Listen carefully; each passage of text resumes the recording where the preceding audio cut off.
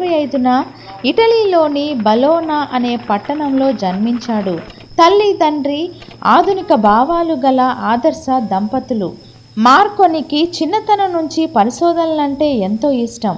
ఇంట్లోని వస్తువులను, పరికరాలను, ఆట బొమ్మలను విప్పి లోపల అంతా పరీక్ష చేసి తిరిగి వాటిని అమర్చి అందులోని టెక్నిక్స్ను తెలుసుకునేవాడు.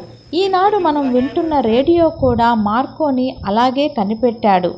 బాలలు, మనం రోజు రేడియో వింటున్నాము. రేడియో స్విచ్ తిప్పగానే చక్కని పాటలు, మాటలు, నాటికలు వింటున్నాము. కేవలం మన దేశంలో ప్రోగ్రాంలే కాకుండా ప్రపంచంలోని అన్ని ముఖ్య దేశాల్లో జరిగే కార్యక్రమాలు కూడా వినగలుగుతున్నాము. విదేశాల్లో జరిగే చిత్రాలు, విడ్డూరాలు క్షణంలో రేడియో ద్వారా వింటున్నాము.